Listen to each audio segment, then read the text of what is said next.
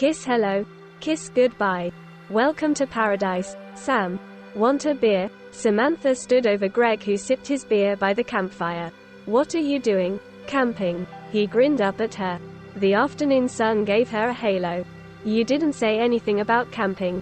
Surprise. I don't like camping. You used to camp with your family all the time.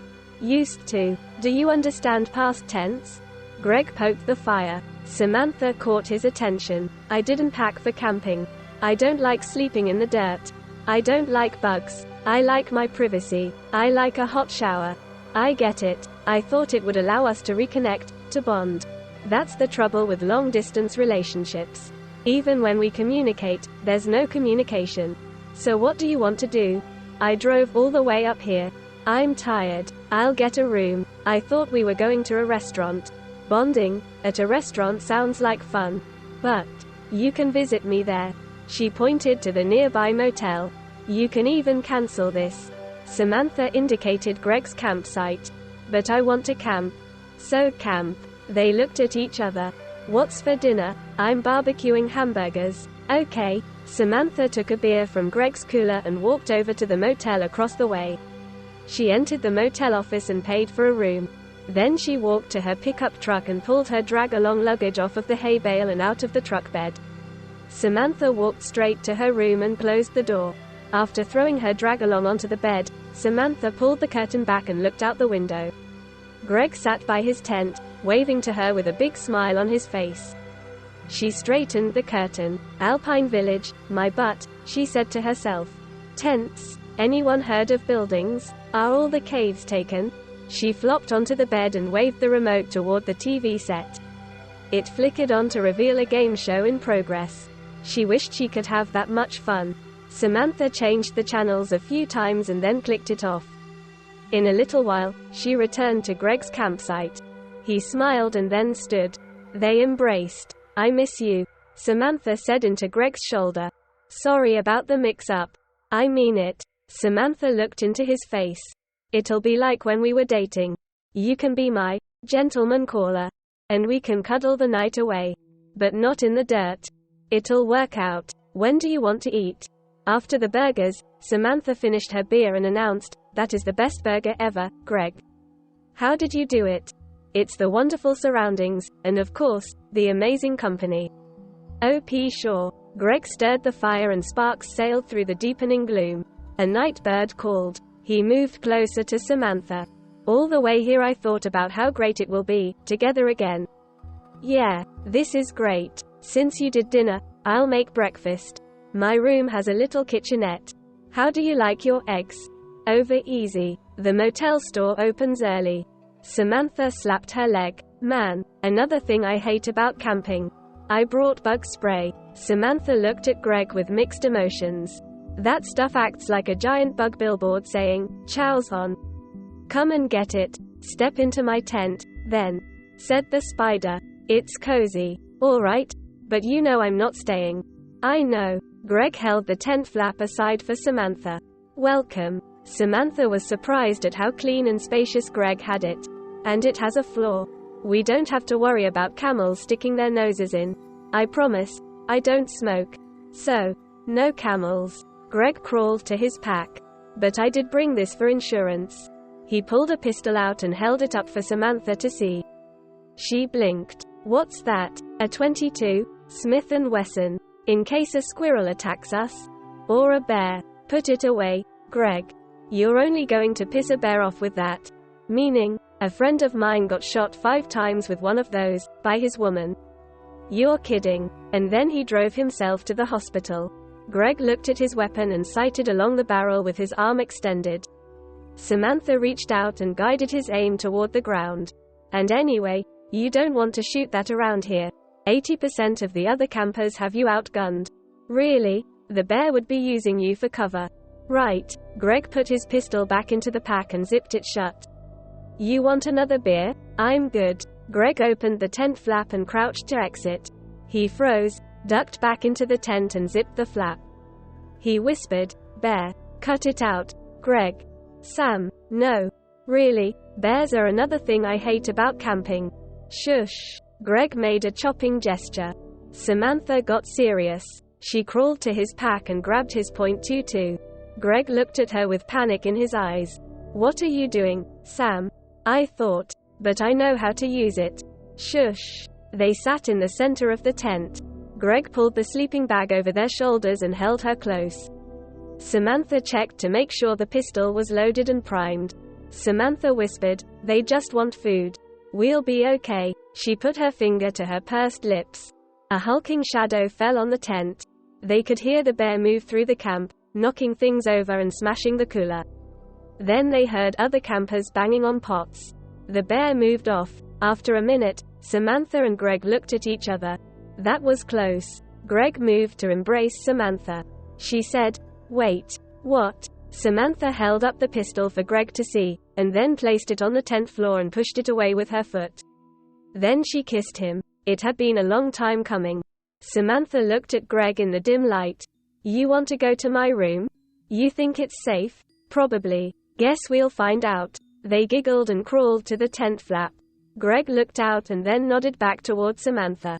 Later, snuggling in bed, they talked about the past, people they knew and how things had changed. Greg wondered if they would ever be together again. It's priorities, Greg. I need my degree. 1 year more. Greg stretched and pulled the covers away. Where are you going? Back to the tent. No. You need a good night's sleep and I need to clean up the mess. I'll see you in the morning. I'd sleep better with you here. Samantha patted the bed. Greg kissed her and made to tuck her in. Disappointed, Samantha turned onto her side and returned to sleep. Greg knocked on her door early. Go away. I brought fixins.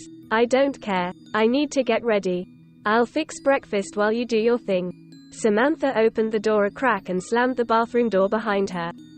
Greg made dinner and watched cartoons until Samantha came out. Breakfast is served. I was supposed to cook. Don't sweat it. Ready for our hike? I guess. You look great. We'll have fun. I guess. They set out walking briskly, breath visible in the chill. Dew hung from the pine needles. The sun warmed their faces. Birds fluttered about. They sang together and talked about everything. Laughter came easily. They took lots of pictures. They felt no urgency but to be together. Samantha didn't notice the climb until she saw the valley below. Someone on the trail offered to shoot a picture of them. No bears intruded. Samantha sat on a log and faced the sun with her eyes shut. Greg stood by. We're almost there. Where? You have to come and see. No rush. Samantha sunned herself a little longer and then sprang up. She ran up the trail into the trees, leaving Greg to catch up. Come on, slowpoke. Cheetah. Samantha came around a stone outcropping and stopped short. She turned to Greg with tears in her eyes. It's so beautiful. The sound of the waterfall echoed down the canyon. Mist drifted through sunbeams. Greg took Samantha by the hand. Come on. He led the way down the rocky embankment to the pool under the falls. People came, took pictures and went their way. Greg and Samantha stood together in awe. Samantha slipped off her shoes and waded into the pool. She shivered with delight. It's cold, but delicious. Greg sat on a stump to unlace his boots. A splash of water landed on his head. He looked to the source of giggling. I can't believe you would do that. It was an accident. You really want to start this? I couldn't help it. Greg stepped into the water. Laughing, Samantha tried to put distance between them. She slipped on a rock and went down with a scream. Greg got to her as fast as possible. These rocks are murder. Are you alright? I'm wet. Yes, I see that. And no one more deserving. Greg offered Samantha his hand. She stood and lunged at him with a roar, embracing him with fierce laughter. Now I'm all wet. Greg gave Samantha a bear hug and lifted her out of the water. They couldn't speak for their laughter. They made their way back to the little beach. Greg put on his boots. Samantha started to shiver. I'm freezing. Let's walk. They climbed the trail hand in hand. Samantha turned for one last look at the falls. She said, This is our waterfall, Greg. I'll remember it every time I take a good hot shower. Around the bend they were back into sunshine. That's better. Keep moving. You'll warm up. They came to a fork in the trail. Greg indicated the upward path. Samantha protested. I'm cold, Greg. Shouldn't we head down? You don't want to miss this. I promise. Is it warm? You'll love it. After a short climb, the trail entered a tunnel of flowered branches arching overhead. Sunlight filtered through and birds tweeted. Greg smiled at Samantha as they walked. She took his hand. When you're right, you're right. Thanks. They came out of the tunnel and could see the campground below. Samantha pulled Greg's hand and they stopped. This turned out to be a wonderful surprise, Greg. Thank you for everything. They kissed. Let's get you into that hot shower. Dress for a nice dinner. Really? Hot damn. They ran together back to the camp. Samantha came out of her room when Greg honked his horn. She walked around his new EV and got in. We can take my truck. Will this thing make it? It's all charged up. Very reliable. I just hope we don't get caught in a snowstorm. I'd hate to freeze to death while fighting global warming. It's August. Sam. Not gonna happen. That a promise? Greg nodded. They got to the restaurant without incident. It was no 5-star, but it looked clean and had a wine list. A real candle burned in the center of the table. Samantha thought of making another, global warming, joke, but skipped it. And she liked a candlelight dinner. Greg felt good. The hike invigorated him, but he detected a shift in mood from Samantha. Everything okay? This is great. The shower meets specifications? The shower was heavenly. The perfect punctuation for our amazing hike. Where did you find this place? Some friends at work told me about it. Must-do adventure.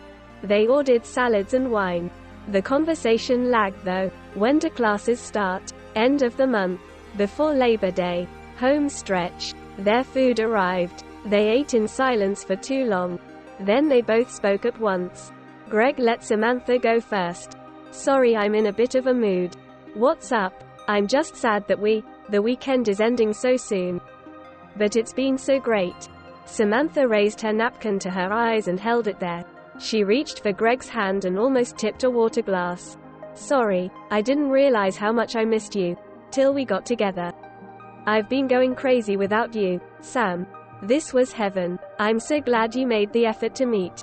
Me too. Samantha dabbed her eyes again. A sip of wine turned into a gulp. Then too, she raised her empty glass. Salute. Greg raised his hand to his forehead to make a mock military gesture. They both laughed. After the food was gone, they held hands. They still didn't talk, but the mood had warmed. After dinner, Greg pulled up next to Samantha's truck. They walked to her room in silence. Do you want me to stay? If you want. I need to get up early. I want to be with you always. They went in and held each other in deep slumber. Samantha awoke before her alarm. She sat up, sensing something outside. Samantha moved to the window and peered out.